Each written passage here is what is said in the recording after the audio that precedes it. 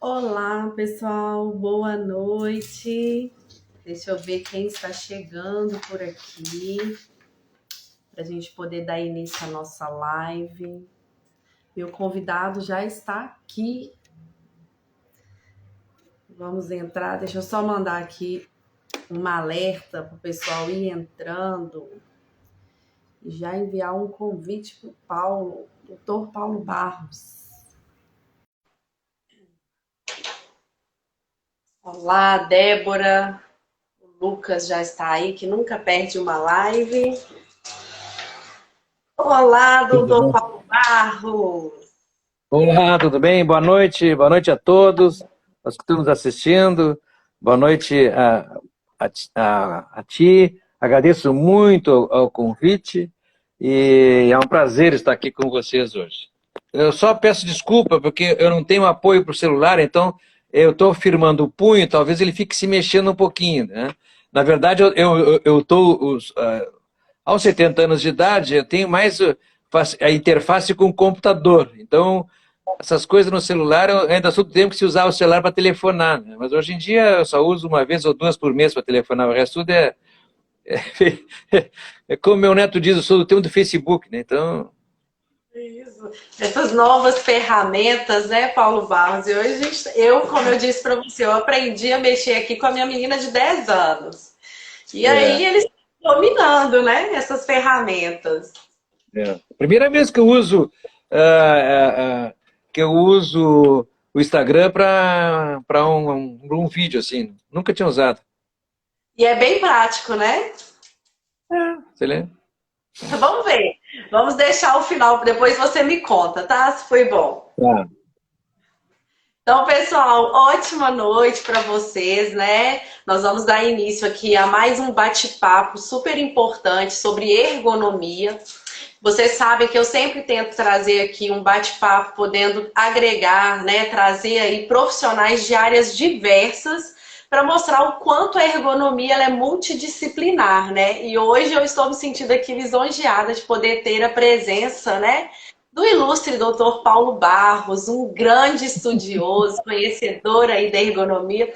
Eu deixei aqui, Paulo Barros, até um caderninho para mim anotar, porque eu quero fazer aqui minhas anotações também. Então, eu gostaria, né, de agradecer já por ter aceitado cordialmente o meu convite, tá? Seja bem-vindo a esse espaço. E gostaria que você se apresentasse aí para o pessoal que está chegando aqui participando conosco. Tá bom. Meu nome é Paulo Antônio Barros Oliveira. Para quem quiser saber todo o currículo, vai lá no Lattes e vê. Não vou aqui me exibir, mas em princípio eu sou um professor titular da Universidade Federal do Rio Grande do Sul, Departamento de Medicina Social. Eu sou professor de Medicina do Trabalho e dou aula na graduação de Engenharia também, Engenharia de Segurança do Trabalho, a disciplina nas engenharias.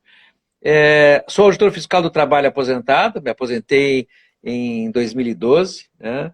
No Ministério do Trabalho, eu participei, enquanto havia, da Comissão Nacional de Ergonomia durante muitos anos, fui coordenador da Comissão Nacional de Ergonomia nos últimos 2 anos, até ela ser extinta, e então ali eu tive toda uma experiência, né, da fiscalização de ergonomia e da coordenação das ações de ergonomia em todo o país, que nós tínhamos, na época, a Inspeção do Trabalho era muito forte, mais poderosa do que é hoje, e ela tinha uma coordenação nacional para várias áreas, construção civil, para tudo que era. Hoje a atividade da Inspeção do Trabalho é coordenada mais, basicamente, no trabalho do combate ao trabalho escravo e trabalho infantil e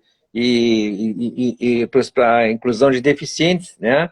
Mas na área de saúde e segurança não tem mais aquelas várias comissões de coordenação nacional. Mas, bem,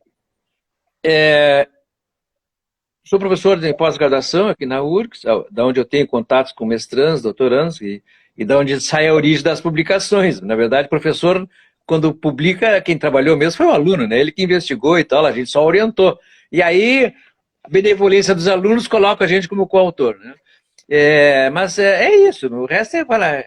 Se eu for falar do que eu fiz ou do que eu sou, que eu faço hoje, não vale a pena, não vale a pena. Quem quiser, quem tem curiosidade, procure e ache, né? Mas é isso, que eu tenho prazer em dizer que sou auditor fiscal do trabalho aposentado e que eu sou professor de medicina social da URGS, né? Doutor Paulo Barros, hoje o nosso tema, né, é um pouco amplo, assim, nós falando assim da ergonomia. E a ergonomia ela é multidisciplinar, né? Eu vejo assim a Uhum. importância das outras áreas na ergonomia. E ainda hoje, né, com o PGR aí vivo, né, que nós falamos hoje, com a alteração da NR1, nós temos ainda muitos profissionais com dificuldades ali de compartilhar informações, de agregar ali, até mesmo trazer ergonomia para perto da medicina, né? Que você vê Sim. assim desse cenário? Só essa pergunta para falar aqui 2 horas, né? Em 1994, quando saiu no mesmo dia a portaria criando o PCMSO e o PPRA, na época, nós da Inspeção do Trabalho dizíamos assim, que alívio, agora sim vai aparecer as coisas, agora sim vai acontecer, agora vai haver melhorias, né? Aos 70 anos de idade, que é a idade que eu tenho hoje, eu diria assim, ó, eu não acredito em mudança da realidade através de portaria. Tá? Deu no que deu, Ctrl+C, Ctrl+V, né? Muito pobre. Eu tenho uma mestranda que fez um trabalho de avaliação de programas de controle médico em saúde ocupacional em frigoríficos, que está sendo publicado na Revista Brasileira de Medicina do Trabalho, mostrando, ela analisou 20 e poucos PCMSOs. Nada, nada, nada, nada correlacionado com a realidade dos frigoríficos. É uma fantasia. Quem lê um PCMSO pensa que está no mundo da fantasia. PPRA, gente, tu olha o PPRA, nada, nada, nada, muito pouco relacionado com a realidade, né? E quando se relaciona com a realidade, é pontual, são coisas mínimas, são riscos, diria assim, ululantes, né? Risco que não dá para dizer que não tem. Pois bem, para te falar, o meu medo, é um receio sincero que eu tenho, é que o PGR acabe seja um, um PPRA número 2, continuidade. Né? O meu medo é que, pela ausência de quadros qualificados, tem muito pouca gente que entende realmente sobre gestão de risco, entendeu? Lamentavelmente, né? Os nossos cursos de técnica de segurança, os nossos cursos de... Eu dou aula num curso de engenharia, graduação, são 15 encontros num curso de 5 anos, 2 créditos. O que é isso? Eu tenho pena desses engenheiros que passam pelas minhas mãos. Eu digo para eles, por mais que eu tente fazer em 15 encontros de hora e meia, não é nada. Então, não é culpa, eu não gosto de fulanizar, culpar o engenheiro, culpar o médico, culpar o técnico de segurança. E posso falar da ergonomia, hoje em dia eu tenho mais contato, né? Mas achar que tu aprende ergonomia fazendo um curso de 360 horas é complicado. Eu acho que 360 horas é o pontapé inicial, uma coisa básica, assim, olha, bem aproximada da ergonomia. Mas assim, ó, na França eu fiz um curso de especialização lá de 1 ano. O curso deles, eu fiz uma parte do curso, tanto que eu não me certifiquei, eu só fiz uma parte, a parte prática. O curso de formação de ergonomista na França é 3 anos. Graduação. Graduação. Lá na França, ergonomia é nível de graduação, tá, equiparado às engenharias. Seria um tecnólogo de engenharia, um dos tecnólogos. A grosso modo, estou só arredondando aqui para não. Muito complexo, é diferente do nosso tipo de formação. Mas, em princípio, é uma graduação de 3 anos. Tudo que é lugar se leva 3, 4 anos para formar ergonomista. Aqui no Brasil, tem uma disseminação de cursos em salões de hotel, 360 horas, que é o MEC. Claro que está certo, está na lei, o MEC homologa, né? Mas eu digo assim para os alunos, que eu dava aula nesses cursos, agora não dou mais. Eu dizia assim para eles, aproveite esse curso, suguem o professor, para começar a aprender. Vão para a prática, vão trabalhar em equipe, vão trabalhar com 2, 3 colegas, vão um aprendendo com o outro, vão se associar a uma pessoa com mais experiência. E aí, ao longo do tempo, tu vai ficando... É que nem o tipo da Idade Média, né? Tu entra com meio oficial, um dia tu vai ser o mestre. É assim que é a vida, é assim que a vida me ensinou, quando eu me formei em medicina do trabalho, eu era cirurgião antigamente, depois eu fui fazer medicina do trabalho. Eu fui trabalhar em policlínica. Eu fui trabalhar em construção civil, uma empresa com baixa qualificação. Mas eu precisava, tinha que sustentar a família e tal. E aí tu vai melhorando, vai crescendo na empresa. Aí tu pede demissão, porque aquilo ali não serve mais, tu é convidado, as pessoas começam a te ver a qualidade do teu trabalho, começam a te convidar para fazer outras coisas, e tu vai crescendo. Tu vira até professor universitário. É isso aí. Tá? No Brasil, Desculpa, a cada pergunta tua eu sou capaz de falar meia hora, então eu tenho aqui um total de quantas? 13, 14, 13 perguntas para responder. Né? 13 perguntinhas, mas no seu tempo, tá? Tá. Posso começar com a primeira aqui? A primeira, nós até falamos sobre ela agora nesse discurso, tá? Eu vou para a perguntinha 2. Não, mas assim, ó, há uma chance de dar certo. Há uma chance de que, através do análise... Assim, ó, o grande avanço da DNR1, para falar bem dela, o grande avanço, né, foi dizer o seguinte: qualquer política de prevenção de risco e de acidente, do que for, em qualquer empresa, tem que incluir todos os riscos. Os colegas que fizeram o PPRA lá em 94, eu conheci eles. Eles acreditavam que ali, que as pessoas iam fazer... Te lembra que tem um item no PPRA que dizia todas as formas de energia? O que é um acidente, se não é a energia inercial, que é a gravitacional, que te leva a bater lá embaixo? A queda do andaime. Então, controle da gravidade. Tem que ter um cinto de segurança. Isso é controle de energia. Né? Não deu certo. As pessoas levaram... E aí eu vi parecer do Conselho Federal de Medicina dizendo, num médico que foi denunciado porque no PCMSO dele ele não incluía riscos organizacionais, e o CFM absolveu dizendo que o médico do trabalho só era obrigado a fazer programa de controle médico dos riscos que constasse no PPRA.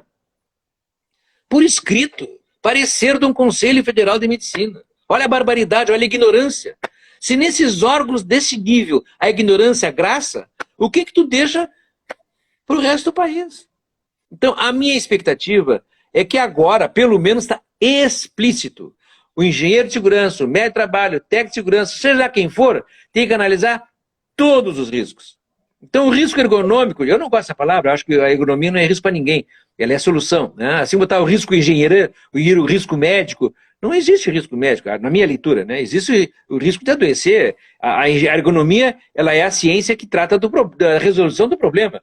Então, mas os riscos biomecânicos, psicossociais, o que for, a classificação que vocês deem, eles também fazem parte do portfólio de atenção de um técnico de segurança, de um médico e do engenheiro, de quem for, de um fisioterapeuta, um psicólogo, que queira trabalhar. Então a minha esperança é essa. Se agora o PCPGR seja a mais do que um PPRA, né, não seja um Ctrl-C, Ctrl-V, se seja localizado o risco real daquela empresa, vão ter que ver a ergonomia. Está escrito, é explícito. E digo mais, gente. Tem um trabalho do Malcher, que é um grande cientista aposentado agora, da Bélgica, tem livros escritos, que ele diz o seguinte: na Bélgica, não aqui no Brasil, na Bélgica, nos anos 90, ele dizia que 85% dos problemas que ele identificava de ergonomia eram passíveis de solução com os próprios recursos da empresa. 85% dos problemas não precisa de um ergonomista formado. Um técnico de segurança que pense o mínimo, um técnico de segurança que conheça que sabe que torcer o pescoço é ruim, que sabe que torcer a coluna é ruim, não pode passar batido. Ele está passando da empresa e tem um cara todo torto lá. Então, problemas biomecânicos, aquelas situações de risco, qualquer um resolve. Desentortar uma pessoa, põe a cadeira, aproxima, apega, não precisa de ergonomista. Ele dizia que 10% a empresa resolvia com apoio técnico externo, mas a empresa resolvia. E 5% dos riscos, dos problemas de ergonomia que ele constatava na Bélgica nos anos 90, 5% precisava, então, da contratação de um ergonomista e de apoio técnico externo com um especialista de ergonomia. Eu acho que no Brasil é a mesma coisa. Do que eu vejo, quando me contratam, agora eu sou aposentado no Ministério do Trabalho, posso trabalhar privadamente. Quando me contratam, tu é na empresa barbaridades. Como é que essa empresa existe há 20 anos e nunca fizeram nada? O cara levantando 40, 50 quilos nas costas, não fazem nada. O cara trabalha com área de alcance de 80, 90 centímetros, não fazem nada. Nunca. Pega uma peça e tem que torcer o corpo para largar atrás. E que coisa, outras barbaridades, né? Esses dias eu fui chamado numa empresa multinacional das grandes, das gordas, aquelas multinacionais poderosas. Tem filial na Ásia, na Europa, na África, né?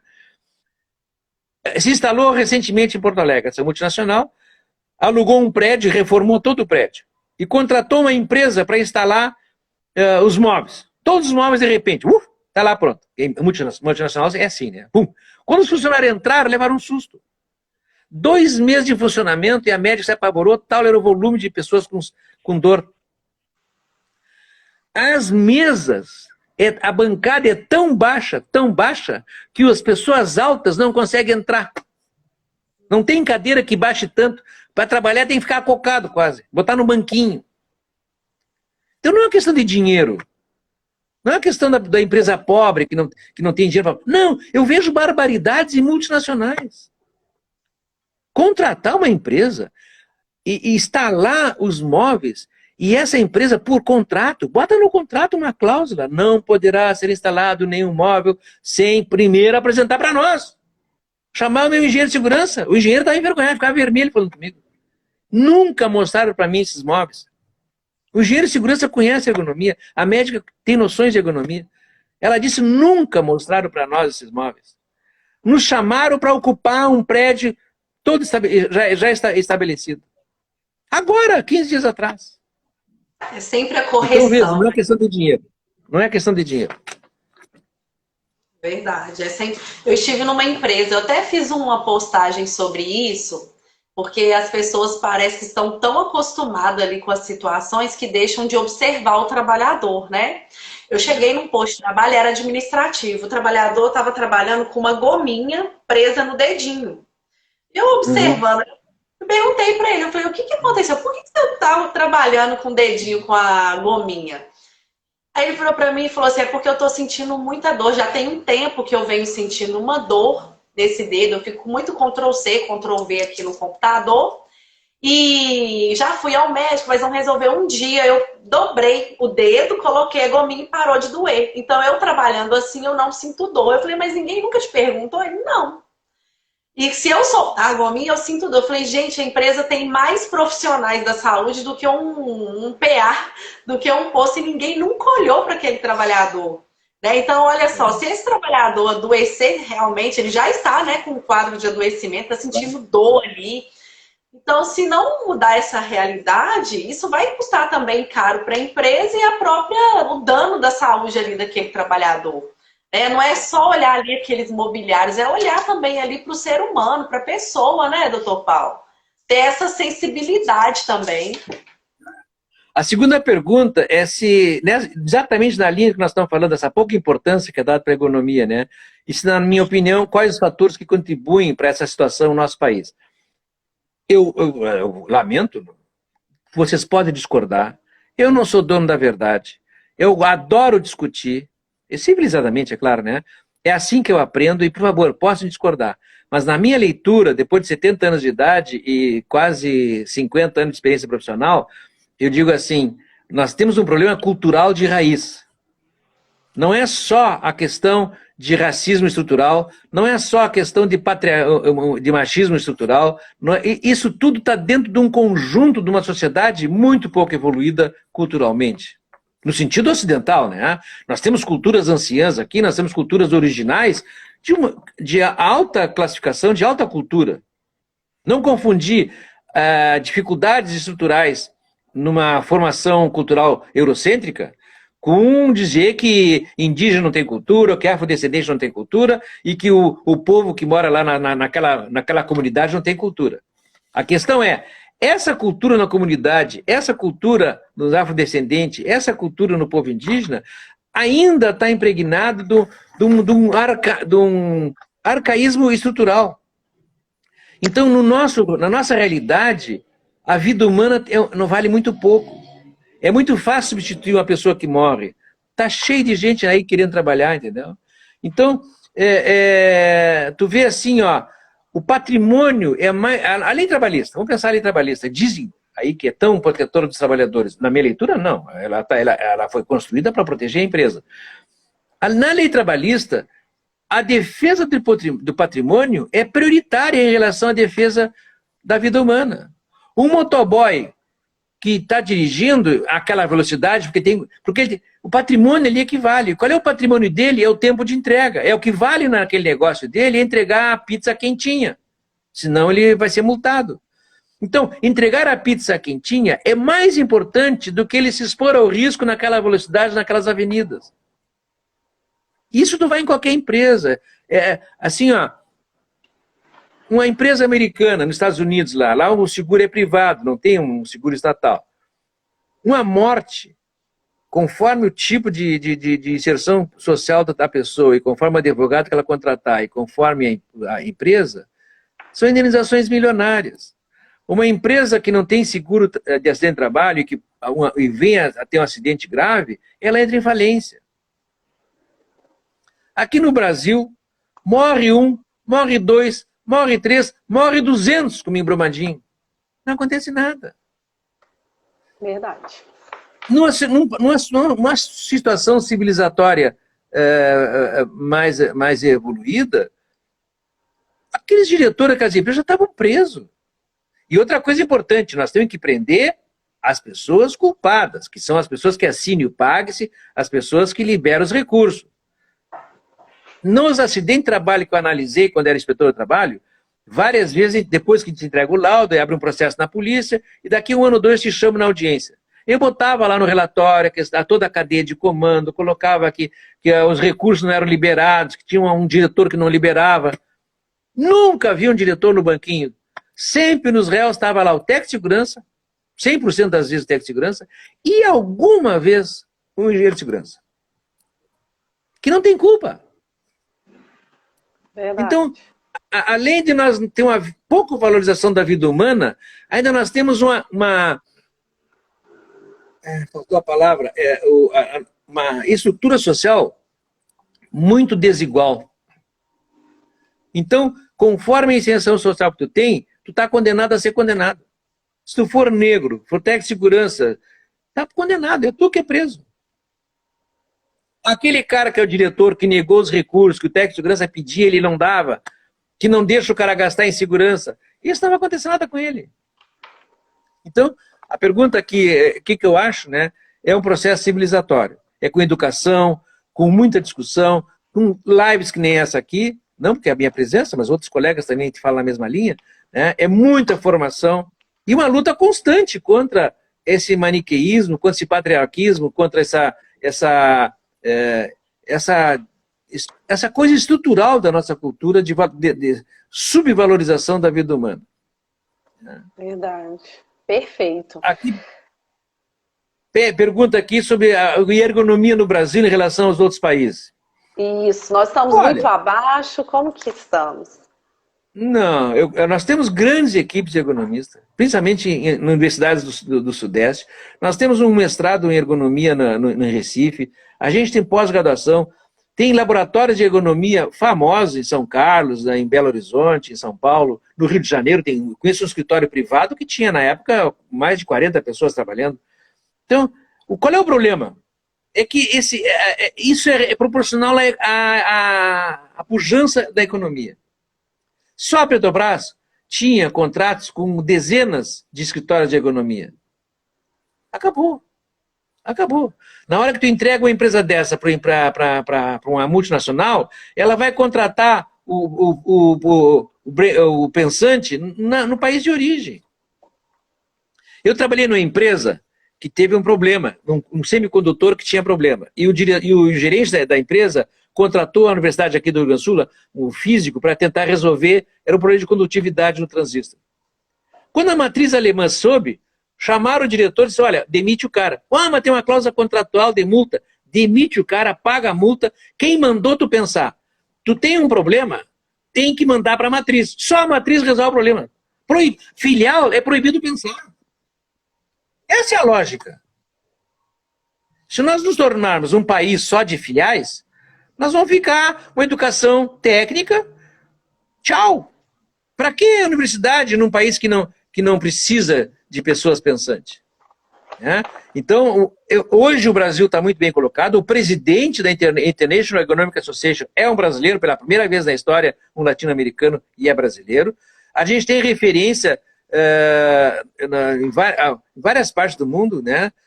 Eu fui dar um curso de ergonomia no Afeganistão, no tempo que o Afeganistão era ligado aos Estados Unidos, porque os afegãos não pediram, não quero americano, não quero europeu, quero ou africano ou latino-americano. Tem que ser alguém que venha, que pense que nem nós. Eles não querem um cara colonialista, eles querem um cara que seja... Então, escolheram, a OIT convidou o Brasil e eu e mais um colega fomos a passar lá um tempo dando um curso. As pessoas gostam da ergonomia brasileira. O Brasil é o maior centro de formação de ergonomistas da América Latina. Equiparado ao Brasil, só o México. Legal. Maravilha. Agora, muito bom saber disso.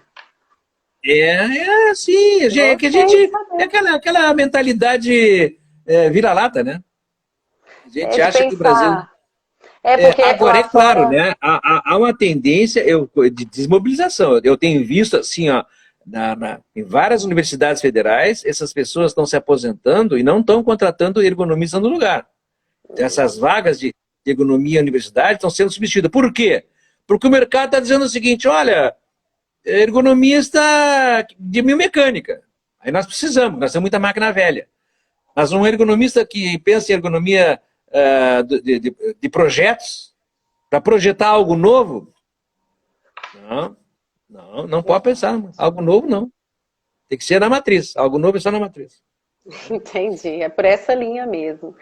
E o que você acha da forma... Você até comentou um pouquinho, né, já sobre a formação da ergonomia aqui no nosso país, a questão de ter a pós-graduação, né, enquanto lá fora nós temos aí 4 anos, 5 anos de curso.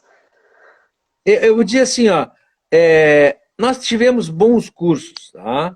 Eu me recordo da USP, da Politécnica, me recordo na PUC do Rio de Janeiro, me recordo da UFMG, da UFRJ, tinham vários cursos muito bons. Esses cursos todos não estão conseguindo enfrentar a concorrência.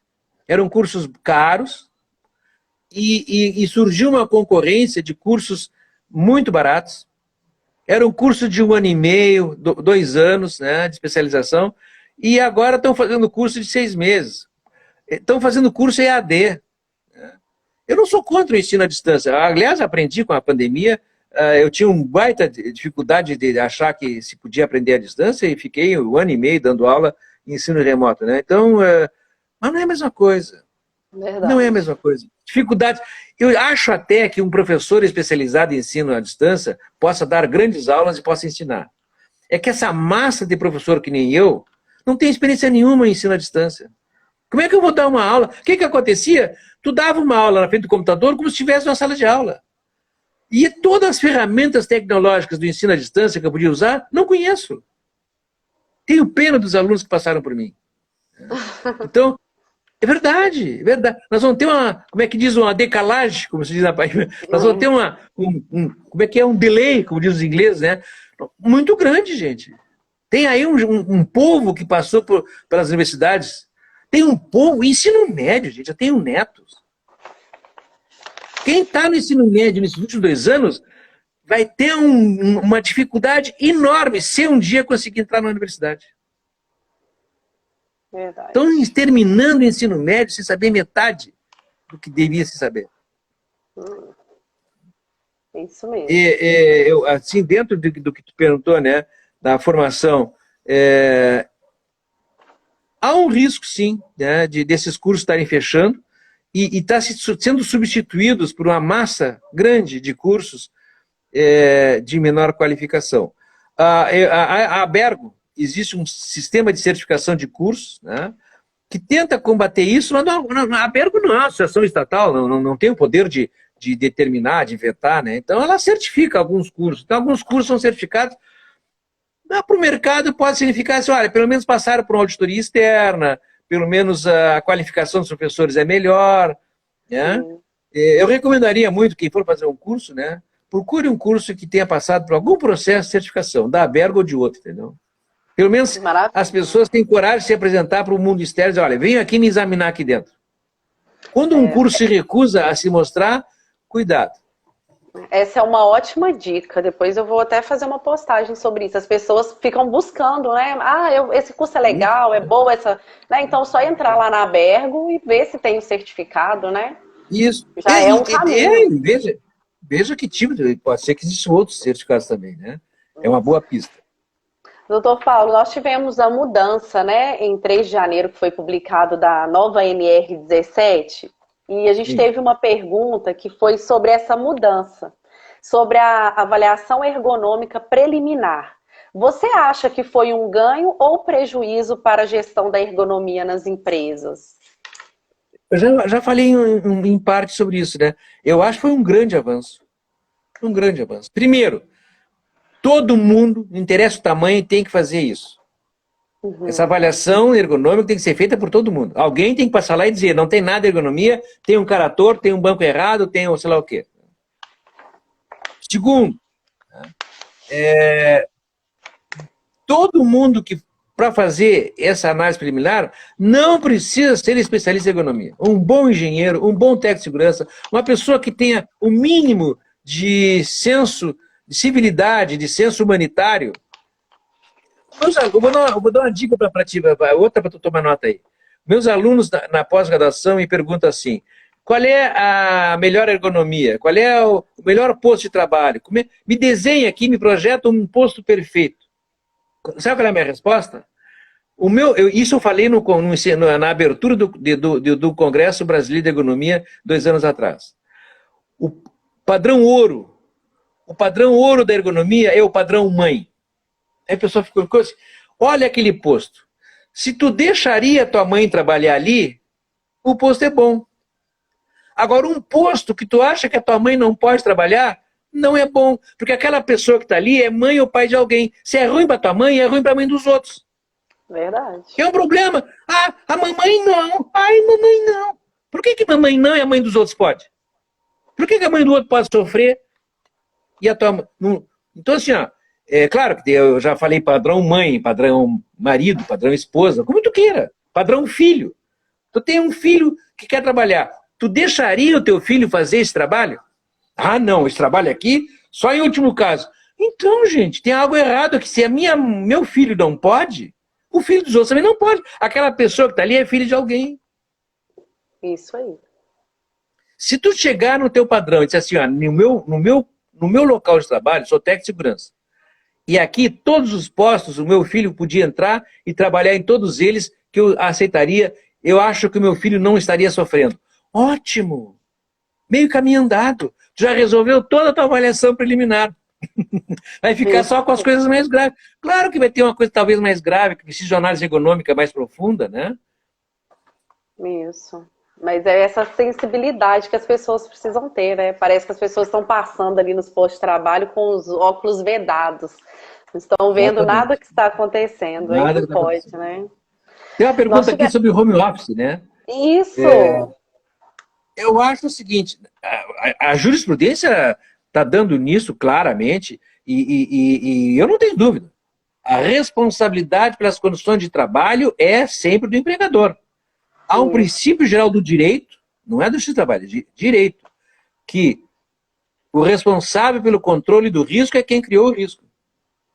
Na tua casa, na calçada da tua casa tem um buraco, e alguém foi lá e trancou o pé e quebrou o pé. Quem é o responsável? A prefeitura ou tu? Do cordão da calçada até a parede da tua casa, é tu o responsável. Tu deixou o buraco ali, alguém quebrou o pé, tu vai ter que pagar tudo para ela. Do fio do cordão da calçada para a rua, a responsável é a prefeitura. Tu criou o risco, por omissão, por imperícia, por imprudência, tu é o responsável. Então, se tu mandou alguém trabalhar em casa e tu não se preocupou com esse trabalho em casa, não foi ver a mesa, não foi ver a cadeira, não forneceu um apoio para o notebook, não ofereceu o mouse, se esse cara adoecer, tem que miticate. A relação com o trabalho vai ser complicada. Como é que a empresa vai dizer que não tem relação com o trabalho se ela nunca foi lá? Isso. Como é que ela vai dizer que as condições de trabalho eram ótimas se ela nunca foi lá? Não tem olha como, meu companheiro, né? Esse aqui vem, o meu gato é ciumento, e sempre que ele vem, que eu começo a falar, ele aparece.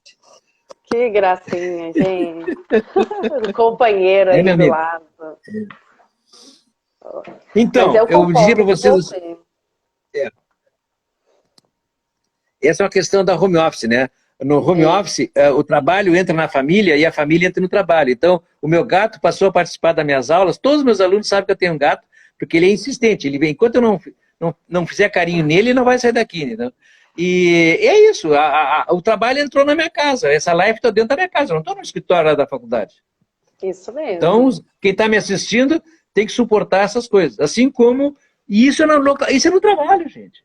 O trabalho interfere na vida familiar, no home office, interfere na relação do marido com a esposa, com os filhos. É complicado. O barulho das crianças, o ensino, a escola, tudo isso. Então, se perde aquela fronteira trabalho e casa, trabalho e família. Isso é um problema grave. Tem muita gente estudando isso. Tá? Isso é um problema grave que vai ter que se dar algum encaminhamento. Eu acho que o home office veio para ficar, não vai voltar a que era antes. As empresas descobriram que o home office dá muito lucro, né? Só que deixou de pagar aluguel. Eu conheço um escritório de advocacia que era um contrato do meio andar, eram 30 advogados. Hoje, esse escritório de advocacia tem contratado aluguel, uma salinha onde tem uma secretária e uma salinha de reunião onde, às vezes, o advogado recebe um cliente. Todos os 30 advogados trabalham em casa. Só de economia de aluguel naquele meio andar no centro da cidade, aquele escritório já ganhou dinheiro de muitos e muitos processos. Verdade. E assim é. A empresa deixa de gastar energia, deixa de gastar vale transporte, vale alimentação. Eu conheço home office que a empresa não quer dar nem o ticket alimentação. Está comendo na casa? Sim, porque está comendo, né? Isso eu acho que é a realidade da maioria. Sim. A maioria. Paulo, a próxima pergunta é sobre frigorífico. Sim. Você que participou aí da tripartite, né, da NR36, como eram as condições encontradas no frigorífico que você já fiscalizou? E queria aproveitar e incrementar um pouquinho aqui essa pergunta, né? Quando veio a NR36, você sentiu que foi assim positiva a mudança? O que você pode falar um pouquinho sobre os frigoríficos? Primeiro, eu sou do tempo, na década de 90, que é a primeira vez que eu entrei no frigorífico, onde todos os postos usavam a mesma faca, mesmo modelo. Hoje, tu entra no frigorífico, cada tipo de corte tem uma faca especializada. As fábricas de faca foram chamadas, reprojetados. Então, hoje, tu tem a faca da degola, a faca do isso, a faca daquilo, a faca com lâmina larga, lâmina estreita, lâmina longa. Tu tem para cada tipo de corte um tipo de cabo, um tipo de lâmina. Isso é importante. Eu acho que o principal avanço da NR36, na minha leitura, é a questão da pausa. Havia uma resistência muito grande na implementação de pausas, e hoje, os frigoríficos que eu conheço, que eu tenho trabalhado depois que me aposentei, eles dizem que a pausa não interferiu na produtividade, pelo contrário, a pausa, as pessoas adoecem menos, as pessoas consultam menos, tem menos afastamento do trabalho, e a produção continua a mesma. Isso, a gente também Pessoal, tem essa não sei se vocês conhecem o Taylor. Conhece Taylor? Já leram alguma coisa do Taylor? Ele escreveu um livro em 1910, A Administração Científica do Trabalho. Leia, pelo amor de Deus. Eu falo mal do Taylor, todo mundo fala mal do Taylor, é muito bonito falar mal do Taylor, tá? O Taylor tem coisas horrorosas, a separação que ele faz da gerência da produção, que o trabalhador não pensa, só o gerente podia pensar, tem coisas horrorosas. Mas ele falava uma coisa que, para mim, quando eu vou discutir com o empresário, eu levo o livrinho do Taylor. Porque todo empresário é taylorista, né? E eu digo assim, tu gosta do Taylor? Gosto. Então, vamos ler o livro dele aqui, abre na página e mostra. O Taylor dizia, em 1910, que trabalhador cansado não é produtivo. Ele diz assim, empresa que cansa o trabalhador não é produtiva. Então, quando a empresa cansa um trabalhador, esse empresário está rasgando dinheiro. Verdade. Tem uma orientanda minha, eu fui co-orientador dela, e uma fisioterapeuta que fez um doutorado em ergonomia. ela fez um trabalho que em 2005 ganhou o prêmio da Revista Proteção, melhor trabalho de ergonomia do país, foi ela que ganhou. Claro que eu mandei fazer cópia, né, que o professor é assim, eu vou te mostrar aqui, eu peguei, tirar o gato, convenci o gato a sair do meu colo, é um drama. Olha aqui, ó, tá aqui, ó, prêmio proteção, tá? Olha aqui, ó. Eu tenho esse prêmio aqui, que eu guardo com muito carinho, claro, o professor não trabalha, quem trabalha é o aluno, né? E ela ficou com o original, eu mandei fazer uma cópia. Essa mulher fez um trabalho numa fábrica de calçado, implantou numa linha, a fábrica tinha várias linhas, e ela ficou trabalhando só com uma linha. Implantou pausa, rodízio e alternância de postura. A fábrica aumentou a produtividade em 6%. 3 a 6%. É isso. Aí o empresário, mas que coisa, como é que pode? Um cara trabalha, a linha que trabalha 8 horas sem parar, produz menos da linha que trabalha 50 para 10, 50 para 10. E ela mostrou matematicamente que a pausa, a pessoa que faz pausa, ela trabalha 50, ela para 10, ela descansa. Quando ela volta descansada. Então, ao longo da jornada, a partir da 3ª, 4ª hora de trabalho, a produtividade desse povo que não tem pausa vai caindo até a 8ª hora, e a produtividade do povo que fazia pausa continuava a mesma. E ao longo do dia, produzir 5 minutos a mais de trabalho por hora não compensava. Então, o empresário que cansa o trabalhador, ele rasga dinheiro. Outra coisa que o Taylor dizia, empresa que adoece trabalhador não é produtiva. Ele dizia que a insalubridade era um problema grave nos Estados Unidos na época e que toda empresa, todo posto insalubre produzia malefícios que encarecia a produção. Quantas empresas que o cara prefere pagar 10, 20% do salário mínimo e não resolve a insalubridade? Não é. Então, doença no trabalho é improdutivo. Cansaço no trabalho é improdutivo. Povo cansado produz menos que povo descansado. Se é prejuízo, né? Nós somos exemplo. Eu, quando estou cansado, eu não consigo fazer nada. Eu não consigo produzir direito, eu não escrevo direito. Dar uma aula bem descansada e dar uma aula cansada, a aula é outra. Isso é uma questão biológica, né, doutor Paulo? E mental. Que não consigo separar corpo e mente. Né? Não consigo. Isso. Não tem como. Hoje eu li um artigo interessante, o estresse. Não existe sobrecarga física, só física. A sobrecarga física, ela carrega em si a sobrecarga mental. Se eu estou carregando um peso, eu estou sofrendo. E quando o meu corpo sofre, a mente também sofre.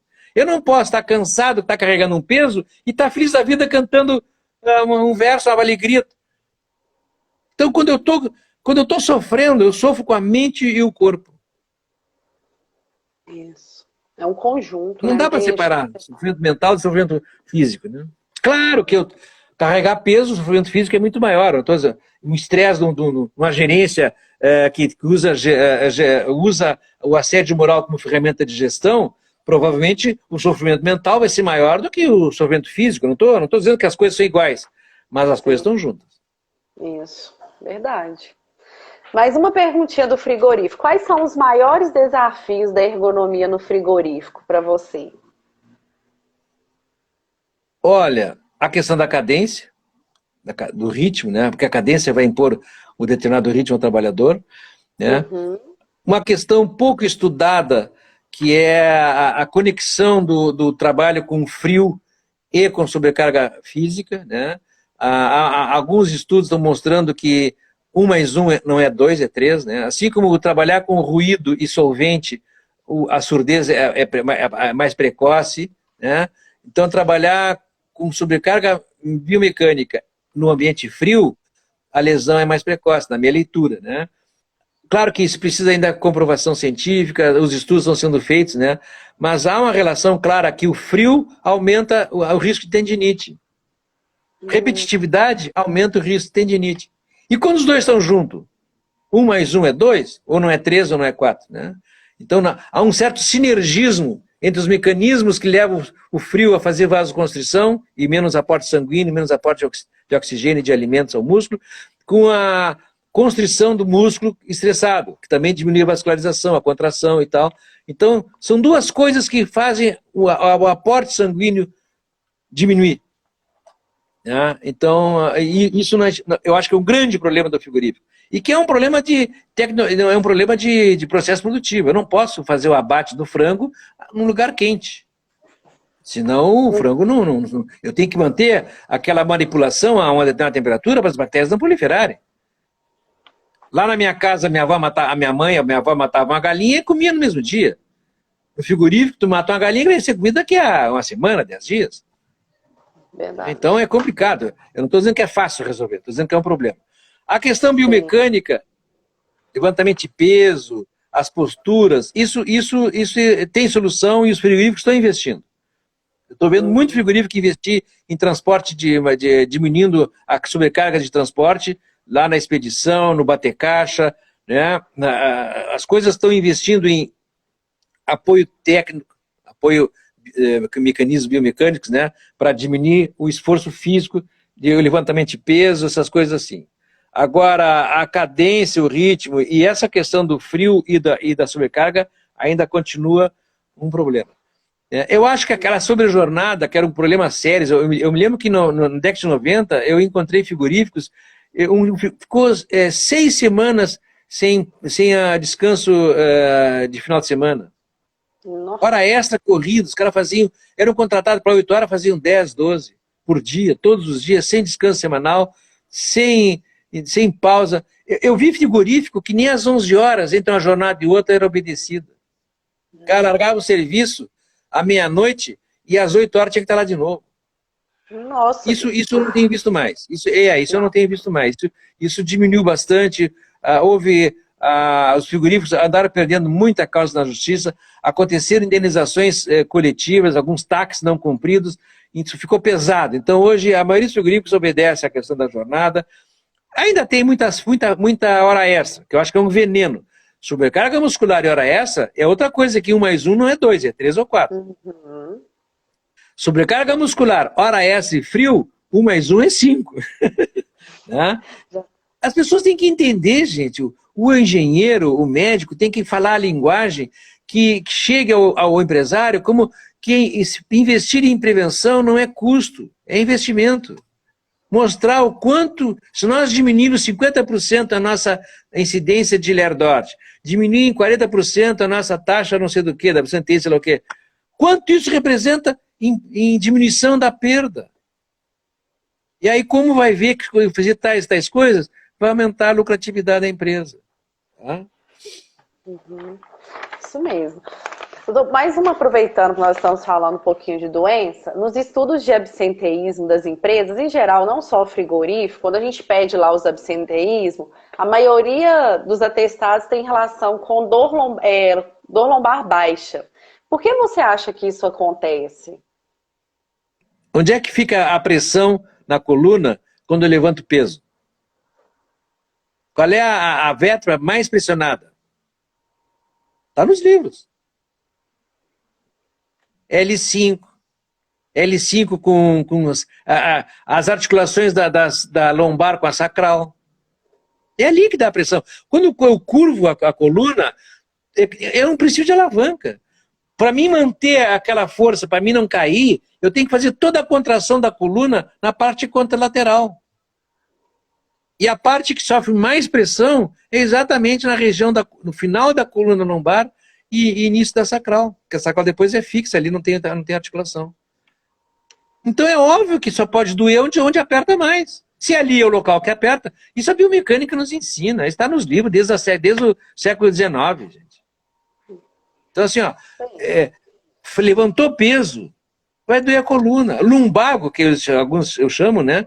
É a incidência, a maior doença, o maior índice, causa de afastamento na indústria, até os anos 60, 70, era dor lombar. Depois que a tendinite ocupou esse espaço. Mas até todos os estudos que se faziam de ergonomia até os anos 70, 80, era por causa do dor lombar. Uhum. Isso é um problema gravíssimo. E que se soluciona fazendo as pessoas parar de levantar peso. Concordo. Nós tivemos uma perguntinha aqui do Clébio. Você já viu em algum frigorífico algum equipamento que substitui o trabalhador, né? Aquela função do lombador que carrega meia carcaça para abastecer de uma forma. Você já viu algum equipamento que substitui dessa forma? Tem, sim, tem.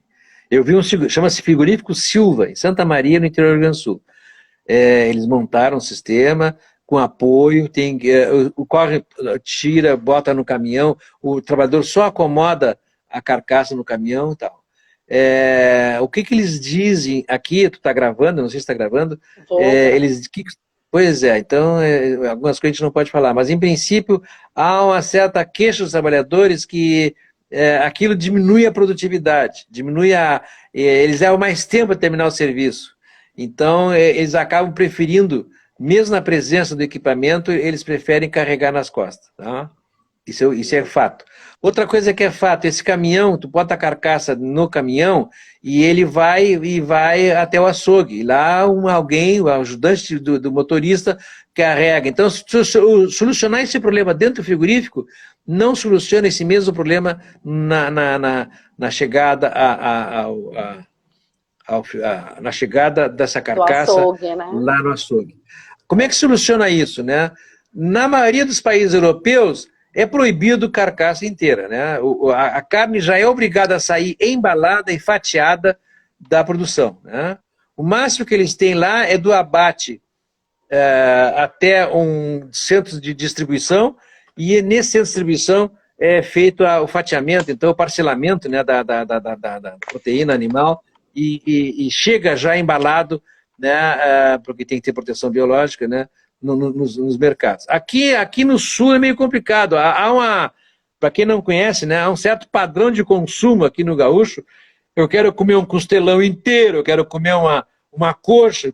Então tu faz assado aqui de um pernil de ovelha inteiro, quer dizer, tem um costume aqui ainda de fatiar essa carne no açougue. Mas a pessoa pode imaginar que esse problema cultural pode vir ser solucionado ao longo do tempo, né? Olha que eu sou gaúcho, eu não vou abrir mão do meu costelão, né? Mas assim, é um problema grave, porque tu tenta resolver no frigorífico, mas tu não resolve isso lá na distribuição. A distribuição do caminhão, né, o que acontece é que a pessoa carrega, sobe, o caminhão se desloca até outro açougue, então teoricamente há uma pausa entre um descarregamento e outro. Mas o peso está ali, né? Eu diria que esse mecanismo que o frigorífico instalou em Santa Maria, ele tem solução local, né? Mas os caminhões que saem dali com as carcaças e vão levar as carcaças para algum lugar, nesse lugar onde eles chegam, não está solucionado. Então não acho, é uma meia solução, né? Verdade. E acaba que para o caminhão longe, né? Às vezes tem mais escada, são vários problemas com relação. E como tem escadinha? Como tem? Como tem, verdade. Nós tivemos uma pergunta relacionada à fiscalização, que foi a seguinte: minha empresa foi fiscalizada várias vezes e em poucas vezes foi cobrado a ergonomia. É no ramo da construção civil.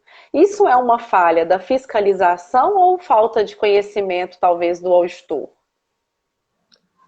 Acho que é um pouco dos dois, né?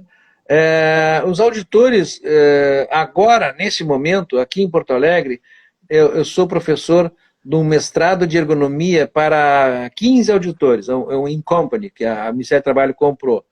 Então, estamos formando 15 auditores em ergonomia, um curso de 2 anos e meio, e eles provavelmente vão sair daqui com melhor formação em ergonomia, né? E essas 15 pessoas vão fiscalizar melhor.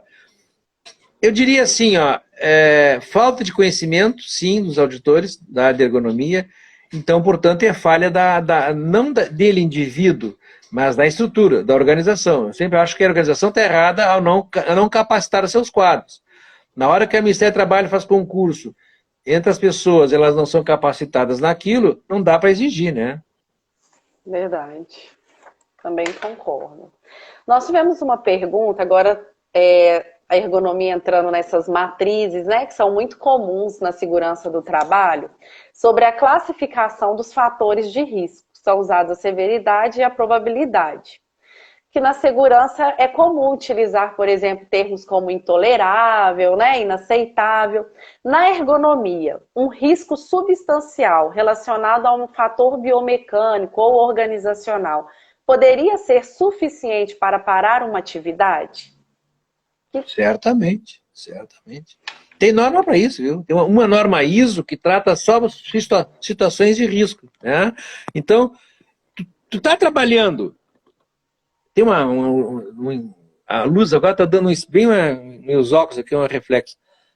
Tu está trabalhando e teu trabalho te expõe a uma situação de risco, eu acho, na minha leitura, que a situação é passível de interdição. Tu pega um peso, eleva acima dos ombros, tem que interditar. Tu pega um peso a nível do chão, tem que interditar. Tem norma ISO dizendo que os pesos têm que ser no mínimo 50 centímetros do chão, que o peso não pode ser a mais de 1,70 m de altura, que a área de alcance da pega não pode ser mais de 60 centímetros. Tudo tem norma, gente. Só na ISO, são normas privadas, hein? International Standard Organization. Só na ISO, a palavra ergonomia existe em mais de 100 normas. Eu não estou dizendo que tem normas só de ergonomia, umas 15 ou 20. Mas outras normas de outras coisas que não são ergonomia também falam de ergonomia. A ergonomia é muito, muito, muito regulamentada. E cada vez mais. O problema é que as pessoas não leem, né? As pessoas não leem, ou então se leem e não valorizam, né? Situação de risco em ergonomia existem várias, principalmente no campo da biomecânica.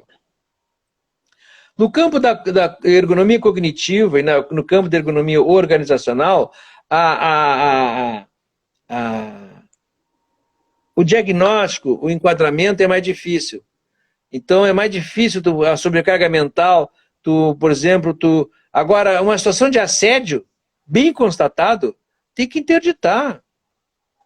Quando a empresa usa o assédio moral como ferramenta de gestão, e isso eu consigo comprovar, tem que, olha, para com isso ou eu vou interditar. Eu conheço várias interdições aqui no Rio Grande do Sul, eu conheço um auditor fiscal daqui do Ministério do Trabalho que interdita ergonomia, por questões de ergonomia em frigorífico. Teve casos aqui no Rio Grande do Sul de interdição, a empresa fez lá uma reengenharia, demitiu muita gente, e as pessoas que ficaram continuaram... Ai, desculpe, Tranquilo. Não, é que eu perco a atenção por causa dessa luzinha nos meus olhos aqui. Então, eu conheço uma situação onde a empresa demitiu pessoas, tá? E o que ficou fazendo a mesma produção. O colega quantificou, identificou mais de, eram 40, não, 60 ações técnicas por minuto numa área de corte. Ele interditou e disse, ou vocês contratam mais gente, ou não tem. E a empresa contratou mais gente, aí para a mesma produção de galinha, mais gente desossando, obviamente caiu as ações técnicas para em torno de 30, 20 e poucos, que é o aceitável. Eu acho que qualquer repetitividade com mais de 30 ações técnicas por minuto é passível de interdição, na minha leitura. Né?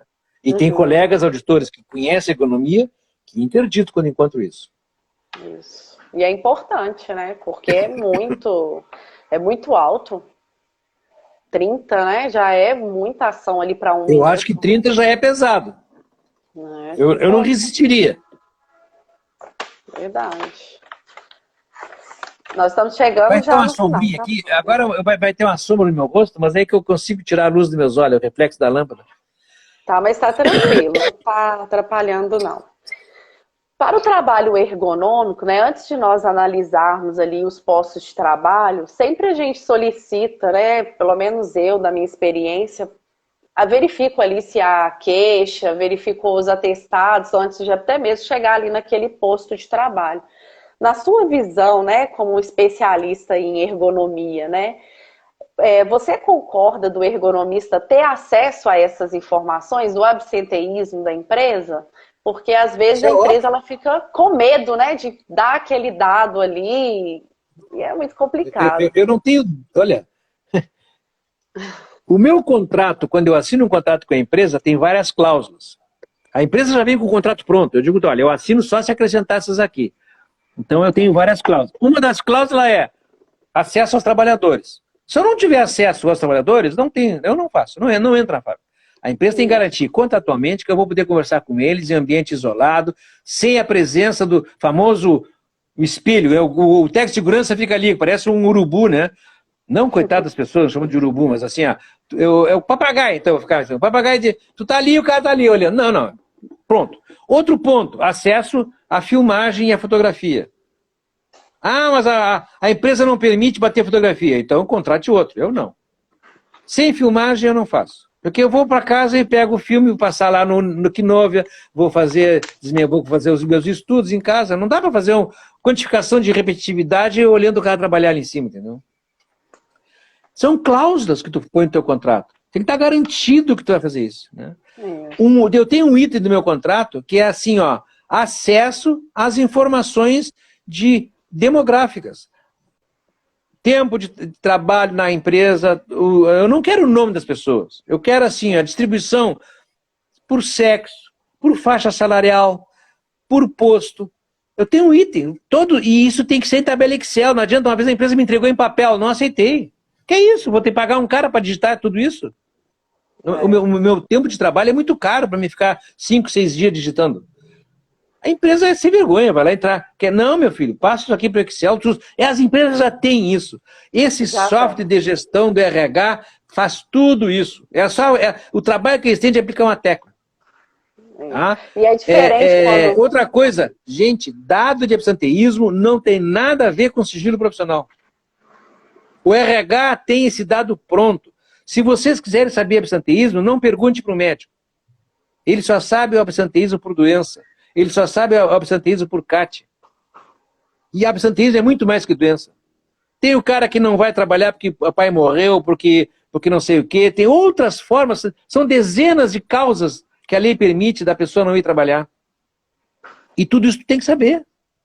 Por que e tem que saber por local de trabalho, por sessão, por faixa salarial. Se eu receber tudo no Excel, eu tenho uma estatística que eu tenho contratada na minha equipe, né? A minha equipe é formada por psicólogo, por fisioterapeuta, engenheiro, 2 ergonomistas, né? Eu trabalho com uma equipe, eu não faço ergonomia sozinho. Aliás, não acredito na ergonomia solitária, a não ser casos pontuais, empresas pequenas, mais a parte biomecânica, aí tu consegue fazer sozinho. Saiu da biomecânica, quer fazer ergonomia organizacional ou cognitiva e quer trabalhar com grandes organizações, esquece o trabalho solitário. Né? Até porque tu tem que trocar, tu tem que aprender, tem que discutir. Se tem dúvidas, tem que discutir com alguém. Dados. O RH tem todos. Todos. Tabelinha Excel, vai para casa, tu vai distribuir esses dados. Como é que eu vou fazer ergonomia sem conhecer absenteísmo, gente? Tá lá no Guerran, tá no manual de ergonomia qualquer manual de ergonomia começa com isso. Eu tenho que fazer um diagnóstico da condição de saúde da população. Eu não posso fazer ergonomia se eu não sei do que as pessoas estão adoecendo. Aonde estão adoecendo? Qual é o posto que adoece mais? Por que se 2 postos são igual, um adoece, outro não adoece? É importantíssimo, né? Não tem como trabalhar a ergonomia sem essa estranho isso. Eu nunca vi uma empresa negar dados para ergonomista que ela contratou. Fica meio surreal, né? Meio psicótico, assim. Ó. Eu contratei um cara para fazer um trabalho e dificulta o trabalho dele. Eu já vi quando faz parte, por exemplo, quando é uma ação do Ministério Público, e aí vai fazer a análise ergonômica, e quando você vai colocar lá, por exemplo, eu já fiz uma análise, a empresa falou, não, essa informação tem que retirar, a gente não pode passar essa informação. Eu falei, não, gente, mas não tem como. Isso faz parte da ergonomia, né? E vai ser cobrado disso. Vai chegar no Ministério Público, eles vão cobrar essa informação. Parece que não existe na literatura, né, algo que vai penalizar ali a empresa se ela teve um absenteísmo A, B ou C. Mas nós, como profissionais da ergonomia, a gente precisa dessa informação para melhorar, né, doutor Paulo? Eu acho incrível a empresa com alto absenteísmo e queria continuar com alto absenteísmo. É gente que tá na gestão que não conhece a administração, não conhece gestão de pessoas, não conhece que a questão do sofrimento mental diminui produtividade. Isso está tudo estudado, gente. Está cheio de publicações sérias no mundo inteiro mostrando que o quanto prejudica a produtividade o sofrimento físico e mental das pessoas. É muita... Ou é desconhecimento, que eu acho que sim, ignorante, no sentido de ignorar a verdade e a realidade, ou então o cara é um psicopata, é um sem vergonha, que entra em orgasmo quando os outros estão sofrendo. Pode, né? Tem psicopata em tudo que é lugar, né? É verdade. É muito complicado. Nós já estamos chegando ao finalzinho, mas aproveitando, né, você como professor aí do curso de Medicina do Trabalho, daí esses anos na fiscalização, tendo muito contato aí com a medicina da empresa, quais são os problemas que você considera assim, mais recorrente na medicina e na ergonomia nas empresas? Olha, detectável, digo assim, evidenciável por estatística, é as tendinites. Hoje. Né? Hoje.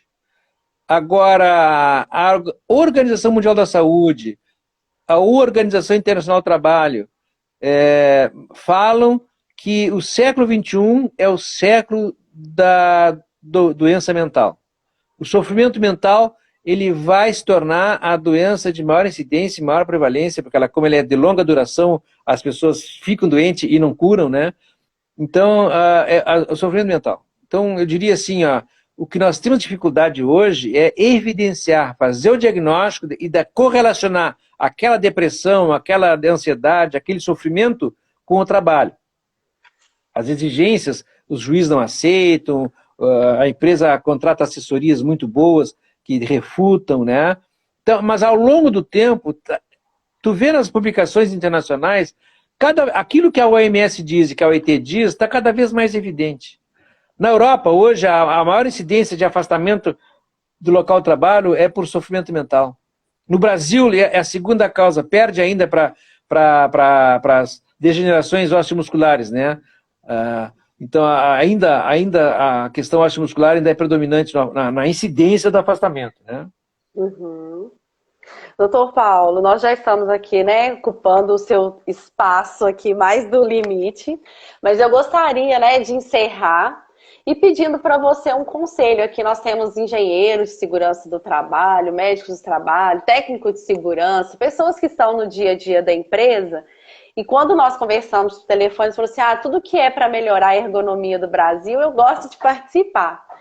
E qual conselho você dá para nós, né, profissionais aí da área da ergonomia, para a gente poder fazer uma ergonomia de verdade, né, fazer algo que funcione bem mesmo? Olha, eu vou dizer para ti assim, a pergunta é difícil, tu faz cada perguntinha aí. Tu é especialista em fazer perguntas, mas assim, o que eu vou dizer assim? É complicado, eu não gosto de dar conselho, né? Nem para meus filhos eu sei dar conselho. Mas eu vou fazer o seguinte, não desistam. Não desistam. Eu estou com 50 anos de profissão nas costas, esse ano fiz 70 anos de idade, e o que eu já vi de coisa horrível, inimaginável, o que eu já analisei desse trabalho, mortes assim, nem dá para falar da iniquidade dos locais de trabalho que eu vi, entendeu? Mas tem melhorado. Tu volta lá assim, pior é quando tu volta 10 anos depois e continua a mesma coisa. O caso do ruído. O caso do ruído é lamentável. Tu volta, barulho alto, tu vai lá e tu volta aqui há 10 anos e continua o mesmo barulho. Não sempre que cargas d'água no Brasil, eles acham que surdez faz bem para a saúde.